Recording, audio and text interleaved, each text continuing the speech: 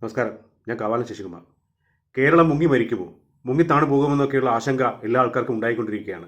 കുട്ടനാട് പോലെയുള്ള പ്രദേശങ്ങൾ ജലനിരപ്പിൽ നിന്ന് വീണ്ടും താഴേക്ക് താഴ്ന്നു പോയിക്കൊണ്ടിരിക്കുന്നു എന്നുള്ള പ്രചാരണങ്ങളൊക്കെ നടക്കുന്ന സമയത്ത് എന്തൊക്കെ തന്നെയായാലും ശരി, 48 മണിക്കൂർ തുടർച്ചയായി മഴ പെയ്താൽ കേരളത്തിലെ പല സ്ഥലങ്ങളും മുങ്ങിക്കൊണ്ടിരിക്കുകയോ അപകടത്തിൽപ്പെടുകയോ ചെയ്യുന്ന അവസ്ഥയാണ്. ഇത് കേരളമാണ് ഇത് കേരളമാണ് എന്ന് ആവർത്തിച്ച് പറഞ്ഞുകൊണ്ട് കാര്യമായില്ല. അത് വായിട്ടടി മാത്രമാകും. വായിട്ടടിക്ക് പകരം രാഷ്ട്രീയത്തിനപ്പുറത്തേക്ക് ചിന്തിച്ച് കേരളത്തിന്റെ ഭാവി സുരക്ഷിതമാക്കേണ്ട ഒരു ജോലി നമ്മുടെ ഓരോ ആൾക്കാരുടെയും ആണെന്നുള്ളതാണ് വാസ്തവം. ഭൂമി കുലുക്ക് ഒഴിച്ച് ബാക്കിയെല്ലാം ഇപ്പോൾ കേരളത്തിനെ വളരെയേറെ ബാധിച്ചു കഴിഞ്ഞിരിക്കുന്ന സമയമാണ്. ഈ മഴയത്ത് കരകവിയുകയും വേനൽക്കാലത്ത് വറ്റിപ്പോവുകയും ചെയ്യുന്ന ഒരു സാഹചര്യമാണ് നമ്മുടെ ഭാരതത്തിലെ മിക്കവാറും നദികളുടെയും ഇന്നത്തെ അവസ്ഥ. ഇതിന് കാരണം പലതുണ്ട്. കാലാവസ്ഥയുണ്ട്, പ്രകൃതി ചൂഷണമുണ്ട്, പലതരത്തിലുള്ള നോട്ടപ്പക്ഷികൾ നമ്മുടെ ഭാഗത്തുനിന്നുണ്ടായിട്ടുണ്ട്. അതൊക്കെ വേറൊരു ഭാഗം. കുന്നില്ലാത്ത കുട്ടനാടായാലും ശരി, മലകളേറെയുള്ള മലപ്പുറമായാലും ശരി, സ്ഥിതിവിശേഷം വ്യത്യസ്തമല്ല. ഒന്നുകിൽ മണ്ണിടിയും, അല്ലെങ്കിൽ ഉരുളുപൊട്ടും, അല്ലെങ്കിൽ ഏതെങ്കിലും തരത്തിലുള്ള ദുരന്തങ്ങൾ ഇങ്ങനെ സംഭവിച്ചുകൊണ്ടിരിക്കുകയാണ്. ഇത് വലിയ അപകടകരമായ അവസ്ഥയിലേക്ക് പോയിക്കൊണ്ടിരിക്കുമ്പോൾ കേരളത്തിൽ മാത്രമല്ല ഈ സ്ഥിതി എന്നുള്ള കാര്യം നമ്മൾ മനസ്സിലാക്കണം. ആസാമിൽ വെള്ളപ്പൊക്കമായിരുന്നു, അവിടെ നൂറുകണക്കിന് പേര് മരിച്ചു.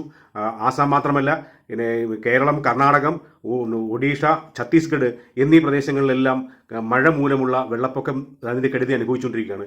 എന്നാൽ മനസ്സിലാക്കേണ്ട മറ്റൊരു കാര്യമുണ്ട്. ഇപ്പോൾ രാജസ്ഥാൻ, ഗുജറാത്ത്, തമിഴ്നാട്, ബീഹാർ, UP, ജാർഖണ്ഡ് തുടങ്ങിയ പ്രദേശങ്ങളിലൊക്കെ വെള്ളത്തിന്റെ അഭാവം കൊണ്ട് ഒരു വരൾച്ച മൂലമുള്ള അവസ്ഥ ഉണ്ടായിക്കൊണ്ടിരിക്കുകയാണ്. ഇതാണ് നമ്മുടെ ഭാരതത്തിന്റെ മൊത്തമുള്ള അവസ്ഥ. പക്ഷേ ഈ കേരളത്തിന്റെ ഇന്നത്തെ അവസ്ഥ എന്താണെന്ന് ചോദിച്ചു കഴിഞ്ഞാൽ പല കാര്യങ്ങളിലുള്ള പ്രശ്നങ്ങളുണ്ട്. കേരളം അനുഭവിച്ചുകൊണ്ടിരിക്കുന്നത് കൃത്യമായ ആസൂത്രണമില്ലാത്ത ഒരു പോക്ക് പോകുന്നത് കൊണ്ടാണ്. വികസനം എന്ന് പറഞ്ഞാൽ റോഡ് നിർമ്മാണമാണ്. ആ റോഡ് നിർമ്മാണം നടത്തുന്ന സമയത്ത് കേരളത്തിന്റെ സ്വാഭാവികമായ ഒരു ഗതി ഉണ്ടായിരുന്നു. കേരളം ജലാശയങ്ങളുടെ നാടാണ്. കേരളം ധാരാളം നദികളുള്ള നാടാണ്. ഈ നദികളിലേക്കുള്ള ഒഴുക്ക്, സമുദ്രത്തിലേക്ക് വെള്ളം ഒഴുകി പോകാനുള്ള സംവിധാനം, ആ ചെരിവ്, അതെല്ലാം ഇല്ലാതായിക്കൊണ്ടിരിക്കുകയാണ്. വലിയ ഹൈവേ വന്ന സമയത്ത് ഹൈവേക്ക് ഭാരതത്തിൽ മുഴുവൻ ഉള്ളതാണ് നാഷണൽ ഹൈവേ എങ്കിലും കേരളത്തിന്റെ പ്രത്യേക സാഹചര്യം എന്താണെന്ന് മനസ്സിലാക്കി അതനുസരിച്ച് ചെയ്യാനും ചെയ്യിക്കുവാനുമുള്ള ഒരു ബാധ്യത നമുക്കുണ്ടായിരുന്നു. നമ്മളത് ചെയ്തിട്ടില്ല. നമ്മളെന്ന് പറയുമ്പോൾ നമ്മളെല്ലാം അതിനകത്ത് കുറ്റക്കാരാണ്. സർക്കാരിനെ മാത്രമല്ല പറയുന്നത്, രാഷ്ട്രീയം മാത്രമല്ല പറയുന്നത്, എല്ലാ ആൾക്കാരും അതിനകത്ത് കുറ്റക്കാരാണ്. ഈ കാര്യങ്ങൾ ചൂണ്ടിക്കാണിക്കേണ്ട ആവശ്യമുണ്ടായിരുന്നു. റെയിൽവേയുടെ കാര്യത്തിലുണ്ട്, പാലം പണിയുന്ന കാര്യത്തിലുണ്ട്, ബിൽഡിങ്ങുകൾ ഉണ്ടാക്കുന്ന കാര്യത്തിലുണ്ട്, ടൗണിന്റെ പ്ലാനിങ്ങിന്റെ കാര്യത്തിലെല്ലാം ഉണ്ട്. ഈ തരത്തിൽ എല്ലാ മേഖലയിലും കൃഷിയുടെ ഉദാഹരണം പറഞ്ഞാൽ കുട്ടനാട്ടിലെ കായൽ പ്രദേശങ്ങളെല്ലാം കൃഷിയിടങ്ങളെല്ലാം മഴക്കാലത്ത് ജലം സംഭരിക്കുന്ന ഒരു സംവിധാനം ഉണ്ടായിരുന്നു. അതെല്ലാം തകരാറിലായിരിക്കുന്നു. ഇപ്പോൾ കുട്ടനാട്ടിലെ അപ്പർ കുട്ടനാട് മുഴുവൻ ഏതാണ്ട് മുങ്ങിക്കൊണ്ടിരിക്കുകയാണ് ഇപ്പോഴത്തെ കേൾക്കുന്നതനുസരിച്ച്. ഈ പ്രാവശ്യം പത്തനംതിട്ട ജില്ലയിലാണ് ഏറ്റവും കൂടുതൽ മഴയുള്ളത്. ആ മഴയുള്ള ഭാഗത്ത് അവിടെ കാട്ടിലുണ്ടാകുന്ന വനത്തിലുണ്ടാകുന്ന ഉരുൾപൊട്ടൽ, അതിന്റെ വെള്ളം ഒഴുകി വരുന്നത് എല്ലാം കൂടി ചേർന്നിട്ട് അതെല്ലാം ഒഴുകി കെട്ടിക്കിടന്ന് ഒഴുകി പോകാൻ സംവിധാനമില്ലാത്ത വലിയ വലിയ നദികളിലൂടെ ഒഴുകി വേമ്പനാട്ട് കായലിലേക്കും കടലിലേക്കും ഒക്കെ ജലം എത്തിച്ചേരേണ്ട സംവിധാനം മുഴുവൻ തടസ്സപ്പെട്ടിരിക്കുകയാണ്. ഇതിന് കാരണം പറഞ്ഞാൽ വികസനത്തിന്റെ പേരിൽ നാം ഉണ്ടാക്കി വെച്ചിരിക്കുന്ന വലിയ വലിയ കൂറ്റൻ കെട്ടിടങ്ങൾ, വലിയ വലിയ റോഡുകൾക്ക് വേണ്ടി ഉണ്ടാക്കിയിരിക്കുന്ന അപ്രോച്ച് സംവിധാനങ്ങൾ, അതെല്ലാം നമ്മളെ ബാധിച്ചിട്ടുണ്ട്. ഇതെല്ലാം ആസൂത്രണമില്ലായ്മയുടെ പോരായ്മയാണ്. ഇപ്പോൾ ശബരിമല വിമാനത്താവളം അവിടെ ഉണ്ടാക്കുന്നതിന് വേണ്ടിയുള്ള പരിശ്രമം ഇപ്പോഴും നടക്കുമ്പോൾ നമ്മൾ ആശങ്കപ്പെടേണ്ടത് പത്തനംതിട്ടയുടെ ജില്ലയിലെ ഇന്നത്തെ അവസ്ഥ നോക്കിയാൽ അവിടെ ഒരു വിമാനത്താവളത്തെ പറ്റിയ സ്ഥലമാണോ എന്നുള്ളതാണ്. അപ്പോൾ ആ തരത്തിൽ ആസൂത്രണങ്ങൾ എത്രമാത്രം അപക്വമാണെന്നും എത്രമാത്രം ആസൂത്രിതമല്ല എന്നുള്ള കാര്യം നമുക്ക് ബോധ്യപ്പെട്ടുകൊണ്ടിരിക്കുന്ന ഒരു സമയം കൂടിയാണ് ഈ വെള്ളപ്പൊക്കം. ഇതൊക്കെ പറയുമ്പോഴും നാം മനസ്സിലാക്കേണ്ടത് നമ്മുടെ സഹോദരങ്ങൾ പല ആൾക്കാരും ദുരിതാശ്വാസ ക്യാമ്പിലാണെന്നുള്ളത് കാര്യമാണ്. പല ആൾക്കാരും ഉത്കണ്ഠ കൊണ്ട് അങ്ങോട്ടും കൊണ്ടും ഫോൺ വിളിയൊക്കെ കൊണ്ടുള്ള ചില കാര്യങ്ങൾ മാത്രം ആണ് അറിയുന്നത്. എത്രയെല്ലാം സ്വത്തുക്കളാണ് നശിച്ചു പോയിരിക്കുന്നത്, നമ്മൾ കരഞ്ഞു പോകുന്ന കാഴ്ചയാണ് നാം ഇപ്പോൾ കണ്ടുകൊണ്ടിരിക്കുന്നത്. ഇതെല്ലാം കേരളത്തിന്റെ ഒരു സ്ഥിതിയാകുന്ന സമയത്ത് നാം കാണേണ്ടത് മറ്റ് ചില പ്രദേശങ്ങളിലെ കാര്യമാണ്. ആസാമിലെ വെള്ളപ്പൊക്കം ഉണ്ടായ സമയത്ത് ആസാമിന്റെ തൊട്ടുപ്രദേശത്ത് ബ്രഹ്മപുത്ര കരകവിഞ്ഞൊഴുകുമ്പോൾ അതിന്റെ തൊട്ടുപ്രദേശത്ത് വേനലാണ്, അവിടെ വരൾച്ചയാണ്, വെള്ളം കിട്ടാത്ത അവസ്ഥയാണ്. ഇതുപോലെ തന്നെയാണ് ഇപ്പോൾ രാജസ്ഥാനിൽ മഴയില്ല, അവിടെ കടുത്ത വേനൽ സംഭവിക്കുന്നു. ഗുജറാത്തിലും സമാനമായ സംഭവമാണ്. UPയിൽ എങ്ങനെയാണ്, ബീഹാറിൽ എങ്ങനെയാണ്, ജാർഖണ്ഡിൽ എങ്ങനെയാണ്. അതേസമയം കേരളത്തിലും കർണാടകത്തിലെ, ഒഡീഷയിലെ, ഛത്തീസ്ഗഡ് തുടങ്ങിയ പ്രദേശങ്ങളിൽ ഈ പറഞ്ഞ ആസാമും തുടങ്ങിയ പ്രദേശങ്ങളിൽ മഴ കൊണ്ടുണ്ടാകുന്ന പ്രശ്നങ്ങൾ, ഈ പ്രശ്നങ്ങൾക്കൊക്കെ പരിഹാരം കാണുവാൻ വേണ്ടി 2002 എന്ന് പറഞ്ഞാൽ 24 വർഷങ്ങൾക്ക് മുമ്പ് നാം ഒരു പദ്ധതി ആസൂത്രണം ഉണ്ടായിരുന്നു. അത് ഭാരതത്തിലെ നദികൾ മുഴുവൻ, പ്രധാനപ്പെട്ട നദികൾ ചേർത്തുകൊണ്ടുള്ള ഒരു പദ്ധതിയാണ്. നാഷണൽ റിവർ ലിങ്കിങ് പ്രോജക്റ്റ് എന്നായിരുന്നു അതിൻ്റെ പേര്. ആ പദ്ധതിയുടെ അടിസ്ഥാനത്തിൽ ഭാരതത്തിലെ പ്രധാനപ്പെട്ട 30 നദികൾ, 37 ഉപനദികൾ, ഏതാണ്ട് 2000-ലേറെ വരുന്ന അണക്കെട്ടുകൾ, 14,000 കിലോമീറ്റർ ദൂരത്തിലുള്ള കനാലുകൾ, ഇതെല്ലാം തമ്മിൽ ബന്ധിപ്പിച്ചുകൊണ്ടുള്ള ഒരു സംവിധാനം ആലോചിച്ചിട്ടുണ്ടായിരുന്നു. അങ്ങനെ വരുമ്പോൾ വെള്ളമില്ലാത്ത ഭാഗത്തേക്ക് വെള്ളം ധാരാളമുള്ള സ്ഥലത്തുനിന്ന് ഒഴുക്കി വിടാനും ഒഴുകി പോകാനും ഒക്കെയുള്ള സാങ്കേതിക സംവിധാനം ഉണ്ടാക്കി കഴിഞ്ഞാൽ ഈ പ്രശ്നങ്ങൾക്ക് പരിഹാരം കാണാം. ഒന്ന്. രണ്ടാമത്, കൃഷിയെ അടിസ്ഥാനമാക്കിയിട്ടുള്ള പ്രദേശങ്ങൾക്കൊക്കെ ധാരാളം ആവശ്യത്തിനുള്ള ജലം കിട്ടും, കൃഷി മെച്ചപ്പെടുത്താനാവും. രണ്ട്.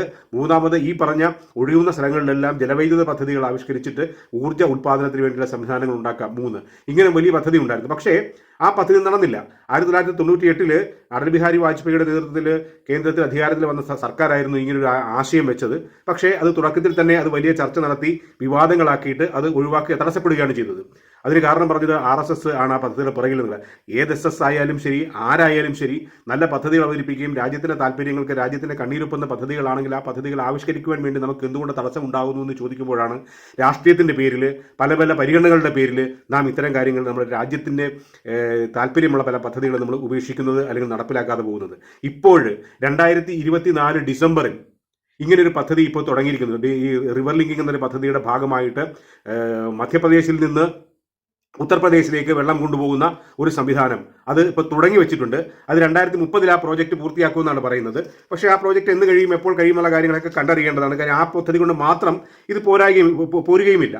ഇപ്പോൾ ഈ റിവർ ലിങ്കിങ് പദ്ധതിയെ പല 4 ഭാഗങ്ങളാക്കിയിട്ട് ഹിമാലയൻ മേഖലയിൽ, പെനിൻസുലാർ മേഖലയിൽ, പിന്നെ കെൻ ബെത്വ പദ്ധതി എന്ന് പറഞ്ഞൊരു പദ്ധതി, അതാണ് ഞാനീ പറഞ്ഞ മധ്യപ്രദേശിൽ നിന്ന് UP-യിലേക്ക് വെള്ളം കൊണ്ടുപോകാനുള്ള സംവിധാനം ആലോചിച്ചുകൊണ്ടിരിക്കുന്നത്. അത് നടപ്പിലായിക്കൊണ്ടിരിക്കുന്നത്. ആദ്യത്തെ ഘട്ടം കഴിഞ്ഞിരിക്കുന്നു എന്ന് പറയും. എന്തായാലും ദശലക്ഷക്കണക്കിന് ഏക്കർ മേഖലയിലേക്ക് കൃഷി എത്തിക്കുവാൻ പറ്റുന്ന, കൃഷിക്ക് വെള്ളം എത്തിക്കാൻ പറ്റുന്ന സംവിധാനവും വരൾച്ച ഇല്ലാതാക്കുന്ന സംവിധാനവും ഈ വെള്ളപ്പൊക്കം മൂലമുണ്ടാകുന്ന വാർഷിക ദുരന്തങ്ങൾ ഒഴിവാക്കാൻ വേണ്ടിയുള്ള സംവിധാനവും ഒക്കെ കൂടിയായിരുന്നു അത്. പക്ഷേ അത് 2002 ആരംഭിച്ചിട്ട് ഇപ്പോൾ 2025 24 അവസാനമാണ് ആ പദ്ധതിക്ക് ഒരു തുടക്കം ഉണ്ടാക്കുവാൻ കഴിഞ്ഞത്. ഇതാണ് നമ്മുടെ പ്രശ്നങ്ങൾ. നമുക്ക് ഇത്തരത്തിലുള്ള കാര്യങ്ങൾ പറ്റും. ഇതേ സമയം തന്നെ നാം മനസ്സിലാക്കേണ്ട മറ്റൊരു കാര്യം കേരളത്തിലേതാണ്.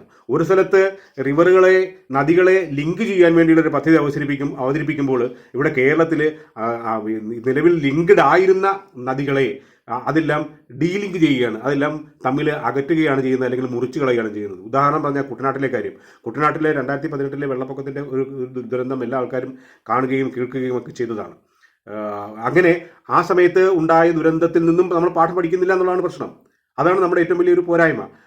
കുട്ടനാടിന്റെ അടിസ്ഥാന സ്വഭാവം എന്ന് പറയുന്നത് ഈ മനുഷ്യ ശരീരത്തിലെ ഞരമ്പുകൾ പോലെ നദികളായിരുന്നു, ചെറുതും വലുതുമായ തോടുകളായിരുന്നു. ആ തോടുകളെല്ലാം റോഡുകൾ വികസനം വന്ന സമയത്ത് റോഡിന്റെ പേരിൽ ആ തോടുകളൊക്കെ അടച്ചു. ആ തോടുകളിലുള്ള ഒഴുക്കുകൾ ഇല്ലാതായി. ആ തോടുകളിലൂടെ വെള്ളം ഒഴുകി വേമ്പനാട്ട് കായലിലോ കടലിലോ എത്തിച്ചേരുവാനുള്ള സംവിധാനം ഉണ്ടായിരുന്നതിനെല്ലാം ഒഴുക്കിന്റെ ഗതിയെ, അതിന്റെ വേഗത്തെ കുറച്ചു.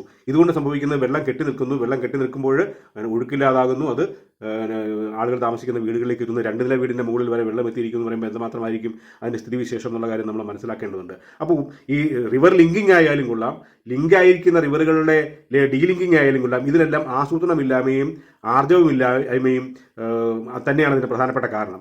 ഇതിനെല്ലാം കാണുന്നത് രാഷ്ട്രീയത്തിന്റെ അടിസ്ഥാനത്തിലാണ് എല്ലാം കാണുന്നുള്ളത്. താൽക്കാലികമായ ഓട്ടയടക്കലാണ്. ദുരന്തങ്ങളില്ലാതെ ദുരന്ത നിവാരണം എന്നാണ് നമ്മളിപ്പോൾ പറയുന്നത്. നേരത്തെ എന്താണ് ദുരിതാശ്വാസമായിരുന്നു, ഇപ്പോഴും പക്ഷേ ദുരിതാശ്വാസം ദുരിതമുണ്ടാകുന്നു, ഉടനെ ആശ്വാസം കൊടുക്കുവാൻ വേണ്ടി ക്യാമ്പുകൾ തുറക്കുന്നു, സാമ്പത്തിക സഹായം പ്രഖ്യാപിക്കുന്നു. പഴയ പോലെ ഇപ്പോൾ ഏതായാലും സൗജന്യ റേഷൻ എന്നുള്ള പ്രഖ്യാപനം കേൾക്കുന്നില്ല.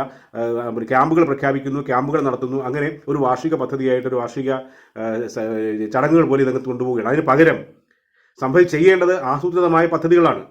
വയനാട്ടിൽ മണ്ണിടിഞ്ഞാലും ശരി, മലപ്പുറത്ത് മലയിടിഞ്ഞാലും ശരി, കുട്ടനാട്ടിൽ വെള്ളം കയറി മുങ്ങിയാലും ശരി, ഇതെല്ലാം സംഭവിക്കുന്നത് നമ്മുടെ കേരളത്തിലെ ജനതയാണെന്നുള്ള കാര്യം. ഇത് കേരളമാണ് എന്നുള്ളൊരു ബോധം നമുക്ക് ഉണ്ടാകേണ്ടതുണ്ട്. കേരളത്തിൻ്റെ കൃഷി രീതി, കേരളത്തിൻ്റെ കൃഷി ചെയ്യാവുന്ന സ്ഥലങ്ങളിൽ ചെയ്യേണ്ട കൃഷി, കെട്ടിടം നിർമ്മിക്കുന്ന കാര്യത്തിൽ വേണ്ട നിഷ്കർഷ വികസനം എന്ന് പറയുന്ന രീതിയിൽ ഉണ്ടാക്കുന്ന റോഡുകളായാലും കൊള്ളാം, പാലങ്ങളായാലും കൊള്ളാം, ആ സംവിധാനങ്ങൾക്കൊക്കെ ആസൂത്രിതമായ ഒരു പദ്ധതി ഇല്ലായ്മയാണ് ഇതിന് കാരണം.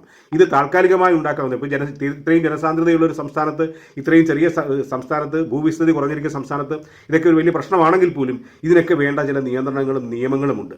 ഒരു വീട് വയ്ക്കാൻ വേണ്ടി എൻ്റെ സ്വന്തം സ്ഥലത്ത് ഞാൻ പൈസ കൊടുത്ത് വാങ്ങിയിരിക്കുന്ന ഭൂമിയിൽ ഒരു വീട് വയ്ക്കുവാൻ വേണ്ടി എനിക്ക് പഞ്ചായത്തിൻ്റെ അനുമതി വാങ്ങുന്നു എന്ന് പറയുമ്പോൾ ആ ഭൂമിയിൽ വീട് വയ്ക്കുവാൻ വേണ്ടി കഴിയുന്നതാണോ, വീട് വയ്ക്കാൻ യോഗ്യതയുള്ളതാണോ, അവിടെ വയ്ക്കുന്ന വീട് മറ്റേതെങ്കിലും തരത്തിലുള്ള തടസ്സങ്ങൾ ഉണ്ടാക്കുന്നുണ്ടോ എന്നുള്ള കാര്യങ്ങളൊക്കെ പരിശോധിച്ചാണ് ചെയ്യേണ്ടത്. പക്ഷേ അതൊക്കെ ഇന്നൊരു ചടങ്ങ് മാത്രമാണ്. അനുമതി വാങ്ങുക എന്ന് പറഞ്ഞ ഒരു ചടങ്ങ് മാത്രമാണ്. ആപ്ലിക്കേഷൻ കൊടുക്കുക, അപേക്ഷ കൊടുക്കുക, ഇവിടെ നിന്നൊരു ഉദ്യോഗസ്ഥന്മാർ പരിശോധന പോലും ചെയ്യാതെ അത് കൊടുക്കുകയാണ് ചെയ്തത്. ഇത് ഉണ്ടാവുന്നത് അപകടകരമായ മേഖലയിൽ സംഭവിക്കുമ്പോഴാണ് ഇതിൻ്റെ ദുരന്തം നാം മനസ്സിലാക്കുന്നത്.